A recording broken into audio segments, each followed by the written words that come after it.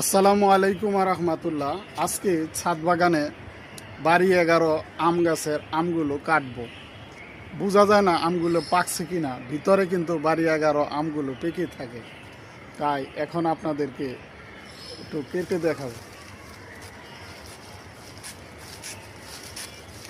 দেখেন আমার অস্ত্রতে ধার কম, দেখছেন? এই যে রহমতের দরজা। তালা খুলে দে, তালা খুলে দে সোলেমান, রহমতের দরজার তালা খুলে দে। মাশাল্লাহ, আলহামদুলিল্লাহ।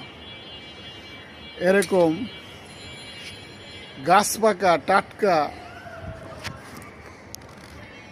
আম যদি দেখেন কেমন লাগবে বলেন। এই একটা ছোট গাছ, আল্লাহ রহমত, অনেক আম ধরেছে। সেই গাছেরই আম এই দেখছেন, ছোট একটা গাছে আমগুলো কি সুন্দর করে ঝুলে আছে। আমগুলো উপর দিয়ে সবুজ, ভিতরে কিন্তু পেকে গেছে।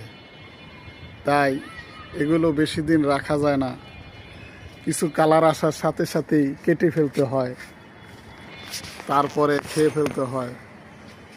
বেশি দিন রাখলেই সমস্যা। এই যে আমগুলো, আলহামদুলিল্লাহ, অসাধারণ সুন্দর মিষ্টি আম। আপনারা যারা 12 মাস আম খেতে চান, এরকম বাড়ি 11 আমের গাছ লাগাবেন আর সারা বছর গাছ থেকে আম পেড়ে খাবেন। সবার জন্য দোয়া ও ভালোবাসা রইল। বাড়ি 11 আমের গাছ লাগান, এখনই গাছ লাগানোর সময়। আল্লাহ হাফেজ।